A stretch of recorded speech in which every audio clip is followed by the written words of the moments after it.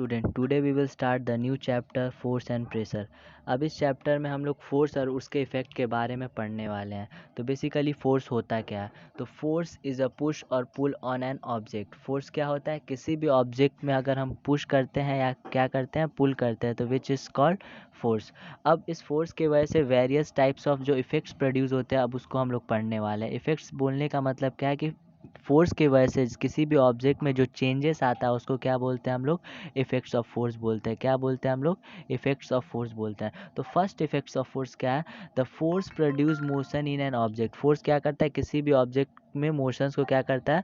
Produce करता है। कैसे मोशन को प्रोड्यूस करता है? जैसे एग्जांपल हम देख रहे हैं, यहाँ पे एक कार क्या है? रुका हुआ है, मतलब कि कांस्टेंट पीरियड में। अब वहाँ पे एक बंदा क्या कर रहा है? उसको पुश कर रहा है। क्या कर रहा है? पुश कर रहा है।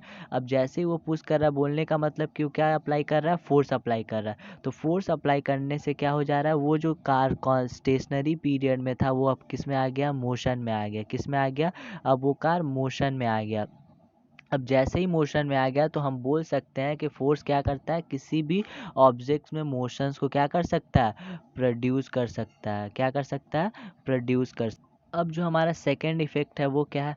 सेकेंड इफेक्ट में बोल रहा है कि force stop the motion of N object. Force क्या कर सकता है? किसी भी ऑब्जेक्ट का मोशंस को क्या कर सकता है? स्टॉप कर सकता है। कैसे स्टॉप कर सकता है?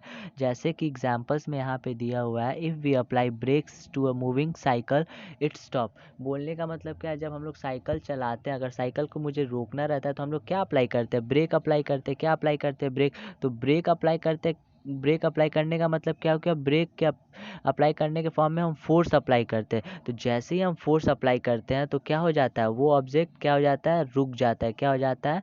वो जो मोशन करता रहता है वो क्या हो जाता है? रुक जाता है, कांस्टेंट पीरियड में आ जाता है। तो जैसे ही वो ऑब्जेक्ट रुक जाता है तो हम बोल सकते हैं कि force can stop the motion of an object.